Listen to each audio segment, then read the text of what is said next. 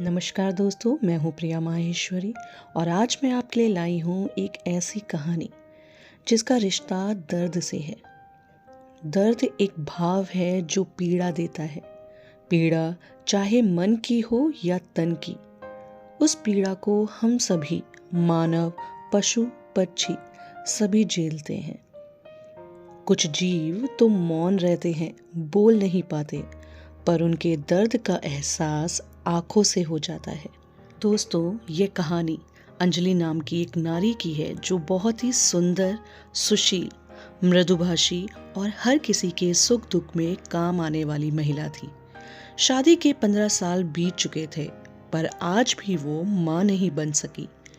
गांव के हर महोत्सव जैसे शादी ब्याह, उपनयन या फिर किसी नवजात बच्चे का छठीहार हो, अंजलि हर संस्कार में भाग लेती, नाचती, गाती, हर काम दौड़ दौड़ कर करती। माँ नहीं बन पाई, पर यह दुख मन में दबाए वो हर किसी की खुशी में भाग लेती। हर किसी के संस्कार में अंजलि का होना अनिवार्य था। अंजलि का प्रेम और स्वभाव ही गांव वालों को बांध कर रखा था। हाँ, पर अपने घर वालों के लिए वह पराई थी। कोई उत्सव में जब शामिल होकर घर जाती तो जेठानी और सास तानों से स्वागत करती और कहती, ओह देखो महारानी आ गई, अपना तो बच्चा है नहीं, दूसरे का उत्सव मनाने चली। माँ तो बनी नहीं, बांझ बनकर सारा गांव घूमती है। ये बातें सुनकर अंजलि की आंखों से आंसू बहने लगते। सूनी आंखों से चांद तारों को देखती हुई सो जाती। अंजलि रोज सुबह उठकर झाड़ू पोछा बर्तन करती और घर के लिए खाना बनाती। जेठ जी खाकर खेत की ओर जाते और उसका पति किशन मजदूरी के लिए बाहर जाता। बाबूजी खाने के बाद बरगद पेड़ के नीचे पहुंचते, जहां गांव के बूढ़े लोगों की चौपाल लगती। अंजलि अभी खाना भी नहीं खा रही होती कि उसकी जेठानी शकुंतला अपने बच्चे राघव और मुकुंद के कपड़े लाकर देती और कहती, ओ महारानी, गांव में घूमने जाने से पहले ये कपड़े धो देना। मुंह में पान चबाते हुए जेठानी शकुंतला अपने रूम में चल देती। अंजलि घर साफ करने के बाद कपड़ों को धोती। मन की पीड़ा से शांति पाने के लिए गांव की गली में जो छोटे बच्चे खेलते उनको देखती। कभी कभी उसे किशन पर भी गुस्सा आता, क्योंकि किशन कभी यह कहता ही नहीं कि आखिर अंजलि में क्या कमी है। उसे बांझ ठहराया जा रहा है, वो भी क्यों? हमेशा किशन चुप रहता या उन लोगों की हाँ में हाँ मिलाता। अंजलि के दिन ऐसे गुजरे जा रहे थे जैसे एक दिन एक बरस का हो। आंसू तो निकलते पर किसी को नजर नहीं आते।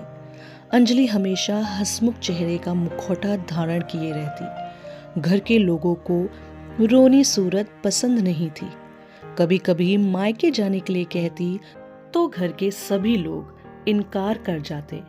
दुहाई देते कि घर का काम कौन करेगा, माँ का मालिश कौन करेगा।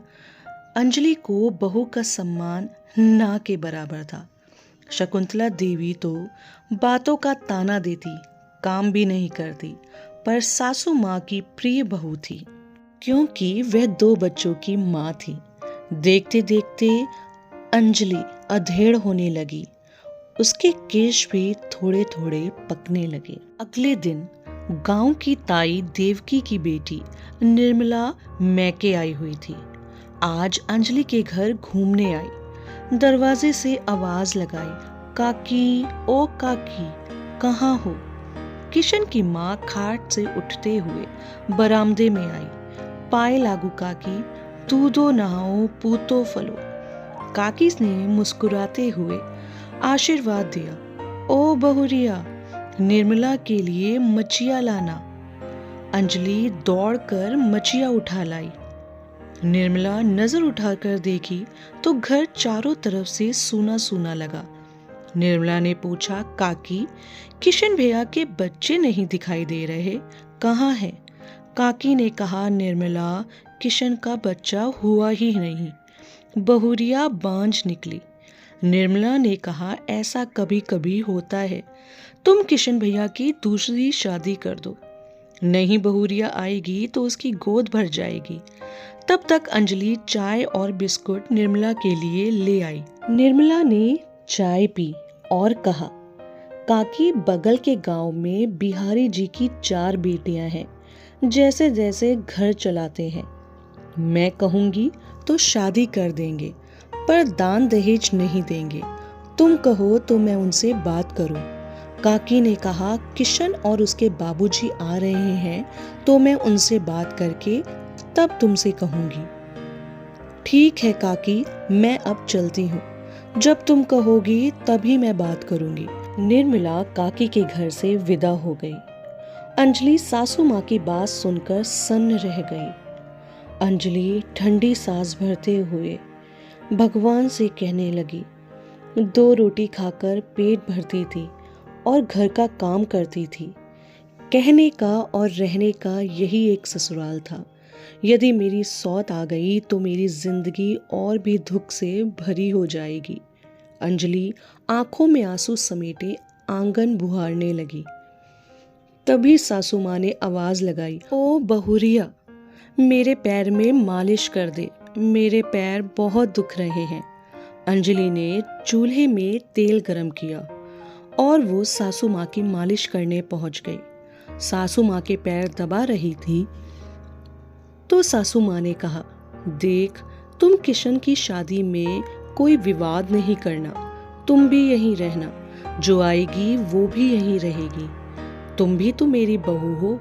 घर में किशन के बच्चे होंगे तो तुम्हें बड़ी माँ कहेंगे और तुम बड़ी माँ कहलाओगी। वो तुम्हारे अपने बच्चे होंगे। अंजलि ने सोचा, जो सासू माँ चाहेगी वही होगा, मुझे ना करने से कोई फायदा नहीं होगा। अंजलि ने भरे हुए मन से अपनी सासू माँ को सहमति दे दी। शाम को किशन और उसके पिता घर आए तो माँ ने निर्मला की बात कही। किशन के पिता ने कहा, ठीक है, यदि निर्मला किशन का ब्याह करवाती है तो किशन के लिए अच्छा रहेगा। ज्यादा उम्र बीत जाने पर कोई भी अपनी लड़की का ब्याह किशन से नहीं करेगा। किशन से जब इसके बारे में बात की गई तो वह यही कहने लगा कि अगर अंजलि राजी है तो कोई बात नहीं, आप लोगों को जो ठीक लगे वही कीजिए। निर्मला को बुलाकर कह दिया गया कि वह बिहारी जी से बात करे। बिहारी जी की नज़र में घर बार सब ठीक ही था, पर एक ही दुख था कि उनकी बेटी के सौतन हैं। गांव वालों से अंजलि के स्वभाव के बारे में पता चला तो वह खुश हो गया। चटमंगनी और पट ब्याह वाली बात हो गई। 1 सप्ताह के बाद निर्धारित तिथि को वर और बाराती ब्याह कर किशन और उसकी नई वधू अरुणा को घर ले आए। नई बहू का स्वागत बहुत अच्छे ढंग से किया। अंजलि ने पूरे घर को अपने ढंग से अच्छी तरह से सजाया। अरुणा अंजलि को दीदी बोलने लग गई। जैसे 2 सगी बहनें रहती हैं वैसे वह भी दोनों रहती। दिन बीते, माह बीते, 2 वर्ष भी बीत गए, पर अरुणा भी मां नहीं बनी। अब सबने यह कहना शुरू किया कि बाज की साया अरुणा पर पड़ गई है। अरुणा को भी हिदायत दी गई कि सुबह उठकर अंजलि की शक्ल ना देखे और ना ही उससे बात करे। इस तरह से दोनों बहनों के रिश्ते में दरार पड़ गई। दोस्तों, किसी ने सही कहा है, एक औरत और दर्द का रिश्ता बहुत पुराना है। तभी शायद एक औरत अपने जीवन में जितने दर्द सहती है उतने ही शायद कोई और सहता होगा। तो दोस्तों, अंजलि के जीवन में भी क्या उसके दर्द का अंत होगा? क्या उसके जीवन में भी खुशियां आएंगी? इसको जानने के लिए इस कहानी के दूसरे भाग को सुनना बिल्कुल ना भूलें। और अगर आपको मेरी ये कहानी अच्छी लगी हो तो प्लीज़ मेरे चैनल को सब्सक्राइब और लाइक ज़रूर करिएगा। Thank you so much.